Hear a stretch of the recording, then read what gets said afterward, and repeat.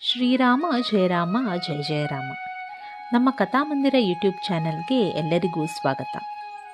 ಹಿಂದಿನ ಸಂಚಿಕೆಯಲ್ಲಿ ನಾವು ತಿಳಿದಿದ್ದೇವೆ ಶ್ರೀರಾಮರು ತಾಟಕಿಯನ್ನು ಹೇಗೆ ಸಂಹರಿಸಿದರೆಂದು. ಇಂದು ನಾವು ತಿಳಿಯೋಣ ಈ ತಾಟಕಿ ರಾಕ್ಷಸಿ ಯಾರು, ಅವಳು ಮಾಡಿದ ಪಾಪವಾದರೂ ಏನು, ಅವಳು ಏಕೆ ಶ್ರೀರಾಮರಿಂದ ಅಂತ್ಯಗೊಂಡಳು. ಮಹರ್ಷಿ ವಿಶ್ವಾಮಿತ್ರರು ತಾಟಕಿ ಎಂಬ ರಾಕ್ಷಸಿಯನ್ನು ಸಂಹರಿಸಲಿಕ್ಕೆ ಶ್ರೀರಾಮರಲ್ಲಿ ಹೇಳಿದಾಗ ಶ್ರೀರಾಮರು ವಿಶ್ವಾಮಿತ್ರರನ್ನು ಹೀಗೆ ಕೇಳುತ್ತಾರೆ: ಈ ತಾಟಕಿ ಯಾರು, ಅವಳು ಮಾಡಿದ ಪಾಪವಾದರೂ ಏನು, ನಾನು ಅವಳನ್ನು ಸಂಹರಿಸುವ ಮೊದಲು ಅವಳು ಯಾರು, ಅವಳು ಮಾಡಿದ ಪಾಪವಾದರೂ ಏನು ಎಂದು ಗೊತ್ತಾದ ಮೇಲೆ ತಾನೇ ಶಿಕ್ಷೆ.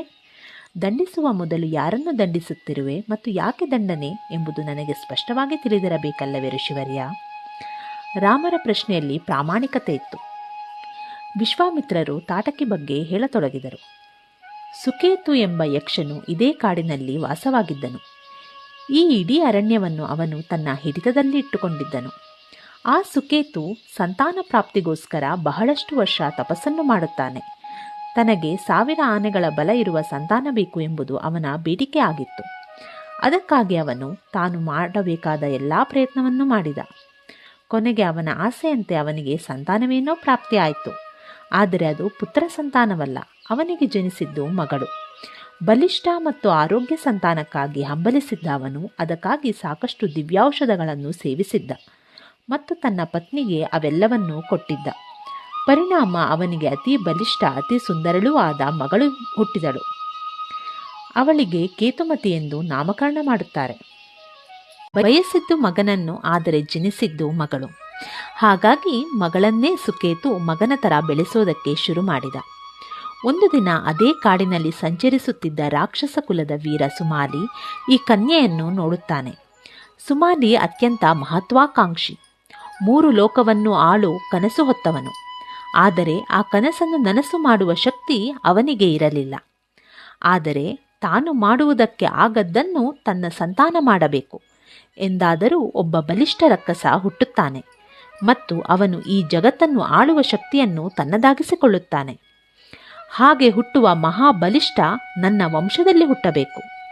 ಇಂಥದೊಂದು ಕನಸು ಈ ಸುಮಾಲಿಯದ್ದು.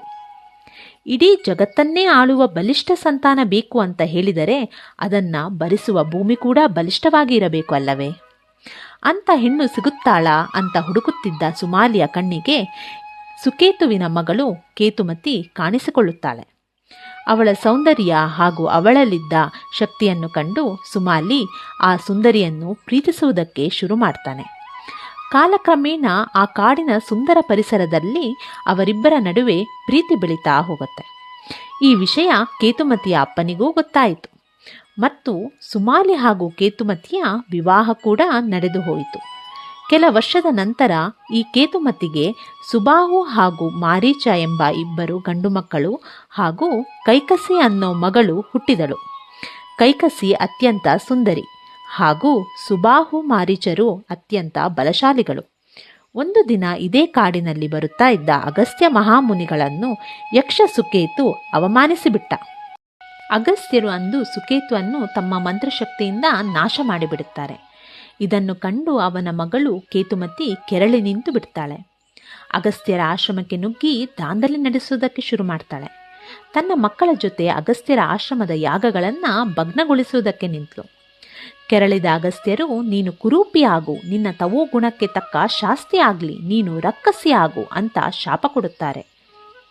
ಅಂದು ಅವಳು ಸುಂದರವಾದ ಕೇತುಮತಿಯು ಅತಿ ಭಯಂಕರವಾದ ಹಾಗೂ ಕುರೂಪಿಯಾದ ರಾಕ್ಷಸಿಯಾಗಿ ಪರಿವರ್ತನೆಗೊಳ್ಳುತ್ತಾಳೆ.